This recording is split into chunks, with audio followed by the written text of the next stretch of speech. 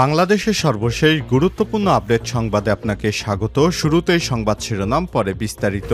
শুরুতেই জানিয়ে দিব, চট্টগ্রামে দুই কলেজের শিক্ষার্থীদের মধ্যে ব্যাপক সংঘর্ষ।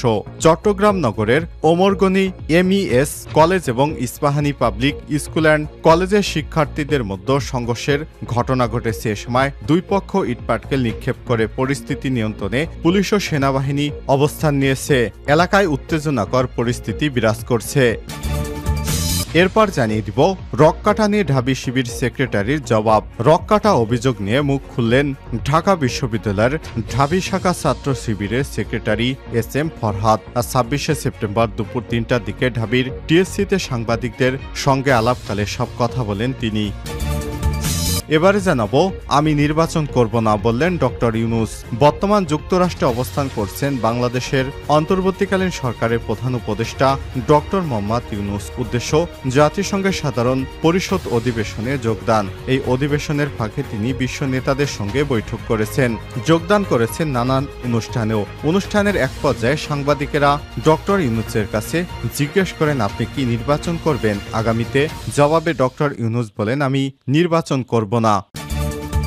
এবারে জানাবো, রাতের বেলা না ঘুমিয়ে ছাত্রীদের আপত্তিকর ছবি এবং ভিডিও পাঠাতেন রাবি শিক্ষক মনিরুদ্দিন। রাজশাহী বিশ্ববিদ্যালয় রাবি চারুকলা অনুষদের গ্রাফিক ডিজাইন, কারুশিল্প এবং শিল্পকলার ইতিহাস বিভাগের সহযোগী অধ্যাপক ডক্টর মনিরুদ্দিন আহমেদের বিরুদ্ধে যৌন হয়রানি, ক্লাস পরীক্ষা ও খাতা দেখায় অনিয়ম, শিক্ষার্থীদের ফেল করানোর ভয় দেখিয়ে তাদেরকে শারীরিক নির্যাতন ইত্যাদি অভিযোগ উঠেছে। গভীর রাতে নারী শিক্ষার্থীদের ভিডিও কল এবং মেসেজ দিয়ে বিরক্ত করতেন এবং অশালীন ছবি ও ভিডিও পাঠানোর কিছু ডকুমেন্টস প্রতিবেদকের হাতে এসেছে। এ বিষয়ে গুরুত্বপূর্ণ সংবাদ জানাবো বন্ধুরা, সঙ্গেই থাকুন। এবারে জানাবো, আওয়ামী লীগকে ১০ বছর নির্বাচন থেকে দূরে রাখা নিয়ে হানিফের বিবৃতি। সম্প্রতি সময় নির্বাচন ব্যবস্থা সংস্কার কমিশনের প্রধান বদিউল আলম মজুমদারের দেয়া বক্তব্য এবং আওয়ামী লীগকে রাজনীতি থেকে ১০ বছর দূরে রাখার বিষয়ে তীব্র নিন্দা জানিয়ে বিবৃতি দিয়েছেন আওয়ামী লীগের যুগ্ম সাধারণ সম্পাদক মাহবুল আলম হানিফ। এবং সর্বশেষ জানিয়ে দিব, প্রথম চালান ভারত গেল ১৮ টন ইলিশ। অবশেষে ভারতে গেল বাংলাদেশি রূপালী ইলিশ।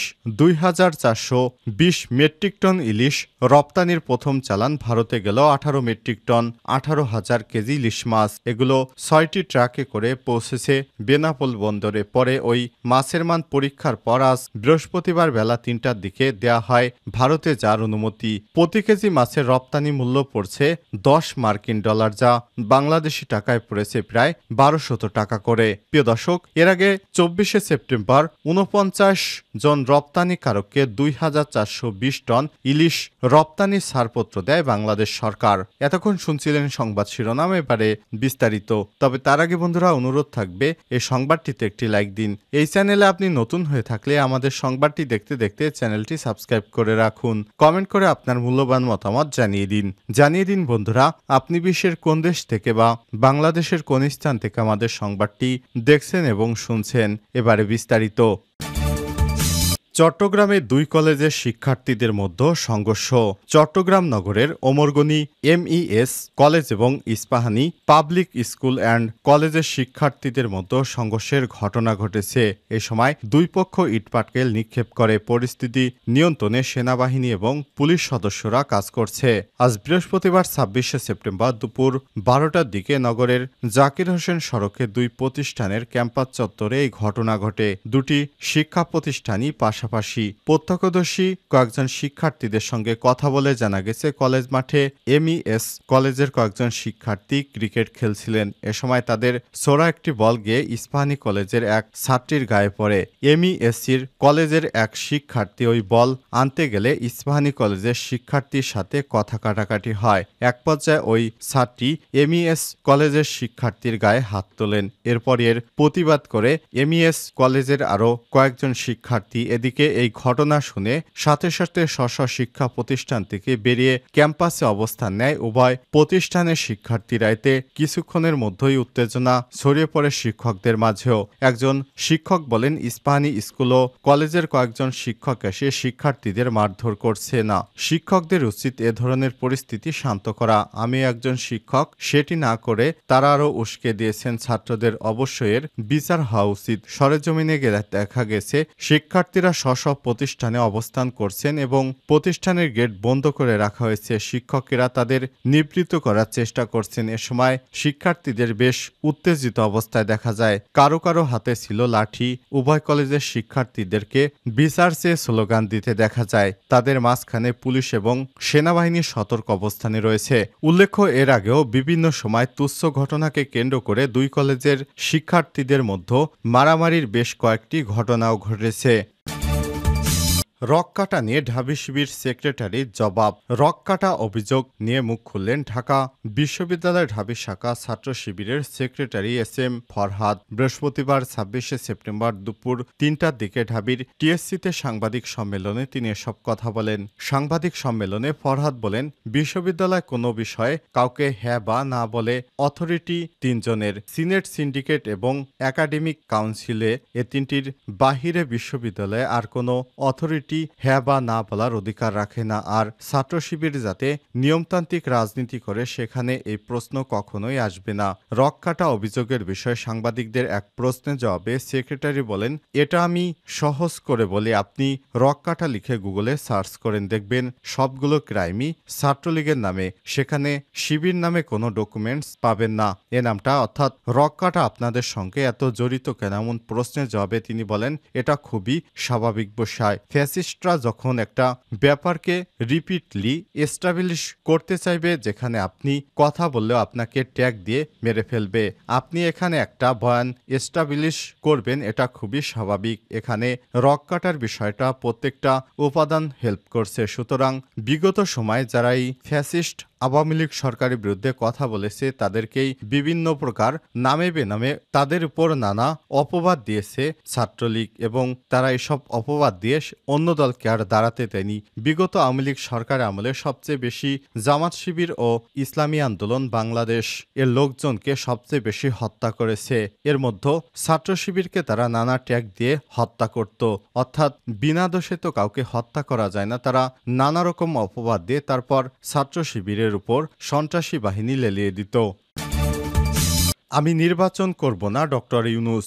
বর্তমান যুক্তরাষ্ট্রে অবস্থান করছেন বাংলাদেশের অন্তর্বর্তীকালীন সরকারের প্রধান উপদেষ্টা ডক্টর মোহাম্মদ ইউনূস। উদ্দেশ্য জাতিসংঘের সাধারণ পরিষদ অধিবেশনে যোগদান। এই অধিবেশনের ফাঁকে তিনি বিশ্ব নেতাদের সঙ্গে বৈঠক করেছেন, যোগ দিয়েছেন নানান অনুষ্ঠানেও। স্থানীয় সময় আজ মঙ্গলবার এমন একটি অনুষ্ঠানে অংশ নেন ডক্টর ইউনূস। অনুষ্ঠানটির নাম ক্লাইমেট ফরওয়ার্ড। আয়োজক মার্কিন সংবাদ মাধ্যম নিউ ইয়র্ক টাইমস, যেখানে দীর্ঘ 25 মিনিট কথা বলেন এই নোবেল বিজয়ী অর্থনীতিবিদ। কথা প্রসঙ্গে তিনি উঠে আসে বাংলাদেশের নির্বাচনের বিষয়, বাদ যায়নি গণঅভ্যুত্থান সাবেক প্রধানমন্ত্রী শেখ হাসিনার বিচারের বিষয়েও। অনুষ্ঠান শেষ দিকে সঞ্চালক ডক্টর ইউনূসের কাছে জানতে চান তার নিজের নির্বাচন করার কোনো সম্ভাবনা আছে কি। জবাবে প্রধান উপদেষ্টা বলেন, আমাকে দেখে কি আপনার মনে হয় আমি নির্বাচন করব? আমি নির্বাচন করব না। নির্বাচন আয়োজন নিয়ে প্রশ্ন করা হলে শান্তিতে নোবেল বিজয়ী অর্থনীতিবিদ ডক্টর ইউনূস জানান, সাবেক স্বৈরাচারী সরকার বিচার বিভাগ, পুলিশ, নির্বাচন কমিশন সহ দেশের সব ব্যবস্থা নষ্ট করে দিয়েছে। এগুলোই সংস্কার করা হচ্ছে। আমার কাজ, আমি এই বাংলাদেশকে সংস্কারের কাজে হাত দিয়েছি, এর সম্পূর্ণ কাজ আমি করব। নির্বাচনের বিষয়ে প্রশ্ন করার আগে শেখ হাসিনাকে দেশে ফিরে এনে বিচারের মুখোমুখি করা নিয়ে প্রশ্ন করেন সঞ্চালক। সে প্রশ্নের জবাবে ডক্টর ইউনূস বলে, কেন নয়? যদি তিনি অপরাধ করে থাকেন তাহলে তাকে অবশ্যই ফিরিয়ে এনে বিচারের মুখোমুখি করতে হবে। আপনি নিজেই বিচারের কথা বলছেন, তারও বিচারের মুখোমুখি হওয়া উচিত। রাতে না ঘুমিয়ে ছাত্রীদের আপত্তিকর ছবি এবং ভিডিও পাঠাতেন রাবি শিক্ষক মনিরুদ্দিন। রাজশাহী বিশ্ববিদ্যালয়ের রাবি চারুকলা অনুষদের গ্রাফিক ডিজাইন এবং কারুশিল্প ও শিল্পকলার ইতিহাস বিভাগের সহকারী অধ্যাপক ডক্টর মনিরুদ্দিন আহমেদের বিরুদ্ধে যৌন হয়রানি, ক্লাস পরীক্ষা ও খাতা দেখায় অনিয়ম, শিক্ষার্থীদের ফেল করানোর ভয় দেখানো সহ মানসিক ও শারীরিক নির্যাতনের অভিযোগ উঠেছে। গভীর রাতে নারী শিক্ষার্থীদের ভিডিও কল এবং মেসেজ দিয়ে বিরক্ত করতেন। অশালীন ছবি এবং ভিডিও পাঠানোর কিছু ডকুমেন্টস এই প্রতিবেদকের হাতে এসেছে। বিশ্ববিদ্যালয় উপাচার্যের কাছে শিক্ষক স্থায়ী বহিষ্কারের দাবি জানিয়েছে বিভাগটির শিক্ষার্থীরা। অভিযোগপত্রে তারা উল্লেখ করেছেন তিনি বিবাহিত ছাত্রীদের সঙ্গে ব্যক্তিগত জীবনের আলাপ, স্বামীর সঙ্গে সম্পর্ক কেমন বিস্তারিত জানতে চেয়ে অশ্লীল বিভিন্ন বিষয় টেনে নিয়ে আসতেন। কোনো ছাত্রী যদি দাম্পত্য জীবন খারাপ থাকতো, অর্থাৎ তার স্বামীর সঙ্গে সম্পর্ক খারাপ থাকতো, এই সুযোগে ওই শিক্ষার্থীকে কুপ্রস্তাব দিতেন ওই শিক্ষক। তিনি নারী শিক্ষার্থীদের ডেস্কের ভেতরে গিয়ে তার গায়ে হাত ঘেঁষে দাঁড়িয়ে সাইন নিতে বাধ্য করতেন। নারী শিক্ষার্থীদের আন্ডার গার্মেন্টস নিয়ে কুরুচিপূর্ণ মন্তব্য করতেন। এছাড়াও পেশাগত ক্ষমতা ব্যবহার করে তিনি একাধিক শিক্ষার্থীকে সম্পর্ক স্থাপনের প্রস্তাব দিতেন বলে অভিযোগপত্রে উল্লেখ করেছে শিক্ষার্থীরা।